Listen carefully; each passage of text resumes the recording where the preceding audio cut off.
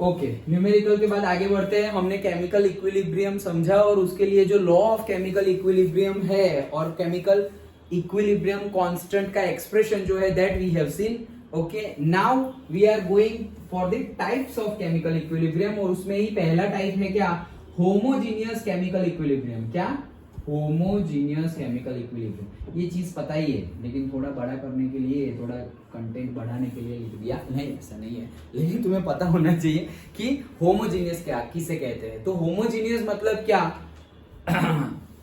Same. होमो का meaning क्या होता है, सेम।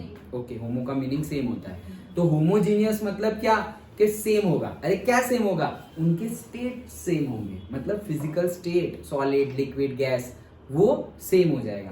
तो रिएक्टेंट के और प्रोडक्ट के इक्विलिब्रियम पर अगर फेजेस सेम है तो उसे हम क्या बोलेंगे, होमोजीनियस इक्विलिब्रियम। सिंपल।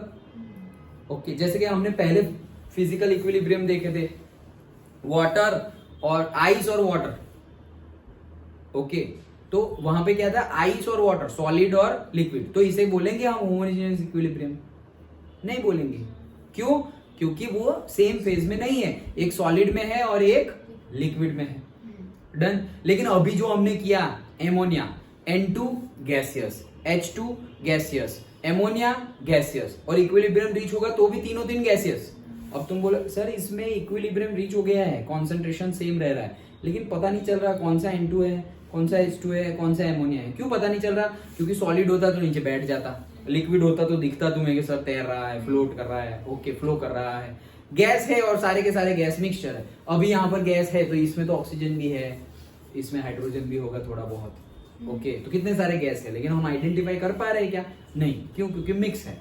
ओके, तो वैसे ही अगर इक्विलिब्रियम पे रिएक्टेंट एंड प्रोडक्ट के फेजेस सेम हो, होमो फेजेस सेम हो, तो उसको होमोजीनियस इक्विलिब्रियम बोलते हैं। सिंपल है। डन, बस यही समझना था। चलो देख लेते हैं। In a homogeneous system all the reactants and products are in the same phase, same phase में होंगे, फिर चाहे वो सॉलिड हो, लिक्विड हो, गैस हो और एक्वियस हो। एक्वियस को हम अलग फेज कंसिडर करते हैं। अच्छा, संक्रांति। ओके, सो ओके, तो उसको अलग कंसिडर करेंगे एक्वियस को आगे जाके। ओके, चलो for example in the gaseous reaction, देखो ये हमने अमोनिया लिया, सब कुछ गैसियस है, इक्विलिब्रियम रीच होगा तो भी सब कुछ गैसियस में ही रहेगा। Okay, the reactants and products are in the homogeneous phase. Similarly for the अभी देखो इसमें सबके सब क्या है, गैसियस में, तो ये क्या हो गया, होमोजीनियस इक्विलिब्रियम। सिंपल है। दूसरा रिएक्शन देखते हैं। देखो ये देख के कुछ पता चल रहा है, CH3COOH C2H5, sorry CH3COO C2H5 H2O, CH3COOH C2H5OH, ये हमने पढ़ा था यही चैप्टर में। क्या था ये, ईथर नहीं, एस्टर, एस्टरिफिकेशन है ये। ओके, उल्टा लिखा हुआ है, करेक्ट। ओके, एस्टरिफिकेशन क्या था, alcohol and carboxylic acid that will give you ester and water, उसको उल्टा लिखा है, ester and water that will give you carboxylic acid and alcohol. Okay, तो वही चीज है। तो देखो ये जो हमारा सी, इसका नाम बताओ,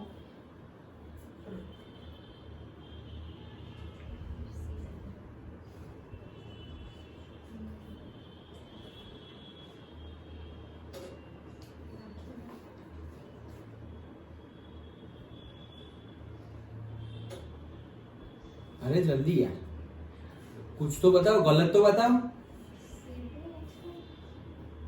जल्दी। चलो ट्राई करो ट्रिशा, जो भी आए वो हो गए हमारे साथ। अरे कुछ तो बनाओ। CH3 मतलब क्या है, कीटोन थोड़ी है, कीटोन तो CO होता है। कुछ भी मतलब कुछ भी,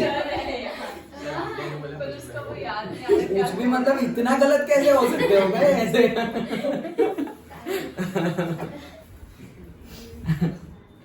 अरे ईथर के तौर पे हम नहीं बोलते थे इसको, एस्टर को ईथर के तौर पे नहीं बोलते थे, मिथाइल, इथाइल, ईथर।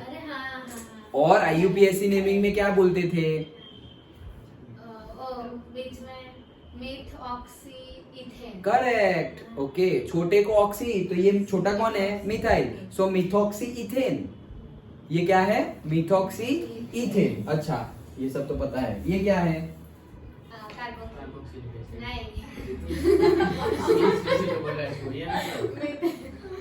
बोलो जल्दी।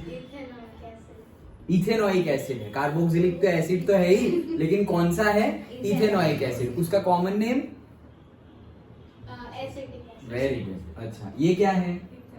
इथेनॉल। ओके, चलो। सो ये हमने पढ़ा हुआ ही था। अब देखो यहाँ पर, ये भी एक्वियस है, ये लिक्विड है। देखो दोनों, एक लिक्विड एक एक्वियस है। मीनिंग समझ में आ रहा है क्या डिफरेंस है? लिक्विड मतलब तो पता है ना, पानी, वो लिक्विड। एक्वियस मतलब पानी के अंदर तुमने शुगर डाल दिया और डिसॉल्व कर दिया, अब वो एक्वियस हो गया। ओके, मतलब कोई मिक्सचर है, वो होमोजीनियस मिक्सचर। ओके, तो लिक्विड के अंदर तुम लिक्विड डाल दिए, लिक्विड के अंदर गैस डाल दिए, लिक्विड के अंदर सॉलिड डाल दिए और डिसॉल्व कर दिए, तब जो है वो एक्वियस मीडियम है। और प्योर लिक्विड के नीचे तुम एल लिखोगे। डन। ये आगे बहुत इंपॉर्टेंट है, इसीलिए मैं बता रहा हूं। ओके, तो एक्वियस समझ में आ गया? कोई डाउट तो नहीं है? एक्वियस मतलब सॉल्यूशन। सॉल्यूशन कैसे बनाएंगे? अरे किसी के अंदर कुछ डाल देंगे, सॉल्वेंट के अंदर सॉल्यूट डाल देंगे। डन। लेकिन लिक्विड होना चाहिए। सॉल्वेंट क्या होना चाहिए तुम्हारा? लिक्विड। उसमें तुम फिर सॉलिड डाल दो, लिक्विड डाल दो, गैस डाल दो, तो जो बनेगा वो सॉल्यूशन क्या होगा? Aqueous solution. डन। पक्का? हाँ ना? ओके, चलो। सो देखो, ये एक्वियस, ये लिक्विड, लीटर नहीं है। ये भी एक्वियस, ये भी एक्वियस, मतलब सब कुछ एक्वियस ही है। लीटर भी है तो एक्वियस ही ना, प्योर लिक्विड। लेकिन वो उसका फेज क्या है? लिक्विड फेज ही है, तो पता ही नहीं चलेगा कौन सा रिएक्टेंट कौन सा प्रोडक्ट। मतलब सेम फेज में आ गए तो हम बोल सकते हैं इसको होमोजेनियस इक्विलिब्रियम। हाँ या ना? यस। ओके, चलो नेक्स्ट और एक देखते हैं। देखो, Fe+3 एक्वियस SCN, ओके, मतलब thiocyanide. Okay, aqueous and FeSCN+2, ये सब आएगा 12th में। ओके, सो ये सब के सब देखो वापस क्या है? एक्वियस। ये कॉम्प्लेक्स हमारा प्रोडक्ट है, वो सब हम समझेंगे, किसको कॉम्प्लेक्स बोलेंगे, किसको थायोसाइनाइड का क्या करेंगे, वो सब। अभी सिर्फ हमें क्या समझना है? ये भी एक्वियस है, ये भी एक्वियस है और ये भी एक्वियस है। मतलब all reactant and all product are in the same phase. That's why we can call it homogeneous equilibrium. We can call this also homogeneous equilibrium. We can call this also homogeneous equilibrium. Simple? Yes. Okay, बहुत easy है। Okay, चलो। All our reactants and products are in homogeneous solution phase. We shall now consider equilibrium constant for some homogeneous reaction. अब homogeneous reaction के लिए हम equilibrium constant निकालने वाले हैं। अब तक हम किसके लिए इक्विलिब्रियम कांस्टेंट निकाले थे? It may be homogeneous, it may not be homogeneous. हमने तो वैसे आइडेंटिफाई नहीं किया था ना, कि वो क्लासिफाई नहीं किया था कि कौन सा है। हम तो करते गए बस कि भाई N2 गिवन है, O2 गिवन है, NO बन गया, तीनों के तीनों गैसियस। लेकिन हम देखते ही नहीं थे गैसियस है या क्या है, हमें लेना देना ही नहीं था। ओके, N2 लिया, H2 लिया और बन गया एमोनिया, तो वो तीनों गैसियस, तो हमें लेना देना ही नहीं था। उससे पहले H2, I2 और फिर बना था HI, तो हम वहां पे फेज नहीं देखते थे। अभी देखना पड़ेगा। अंडरस्टूड? ओके, लेकिन होमोजेनियस इक्विलिब्रियम इतना था, समझ में आ गया? सिंपल एक ही वर्ड में बोल दूं, एक ही सेंटेंस में, तो क्या है? At equilibrium if all reactant and products are in the same phase, then they are called as, or that equilibrium is called as homogeneous equilibrium. Simple है। उसके 3 एग्जाम्पल है, याद रख लो। याद है ही ना? ओके, कोई भी लिख सकते हो तुम। जैसे अभी न्यूमेरिकल दोगी, ये 2 न्यूमेरिकल में क्या था? एक में था N2, H2 और एमोनिया, बैलेंसिंग कर लेना तुम। Okay, N2, H2 ammonia. फिर दूसरा देखा वो क्या था? N2, O2, NO, तीनों गैसियस ही थे। ओके, यहाँ पर हमने एक्वियस के देखे, तो एक्वियस के कौन कौन से देखे? Fe+3, okay, Fe+3, SCN- and FeSCN+2। Done. ये कैसे हुआ? देखो, ये +3 है, ये एक माइनस है, तो +2 आ जाएगा। डन। ओके, वो डिटेल्ड में सब बनेगा, जब आएगा तब हम देखेंगे। फिर अभी तो ये सब क्या है, ऐसा लगे इससे अच्छा है छोड़ो, छेड़ो ही मत उसको, हमें उसकी अभी जरूरत नहीं है। ओके, सो ये भी एक्वियस, ये भी एक्वियस, ये भी एक्वियस। वैसे ही यहाँ पर लिया तो 3 सारे के सारे एक्वियस। एस्टरिफिकेशन, ये क्या है हमारा? एस्टरिफिकेशन। डन। ओके, पक्का? अच्छा चलो, तो ये था हमारा होमोजीनियस इक्विलिब्रियम।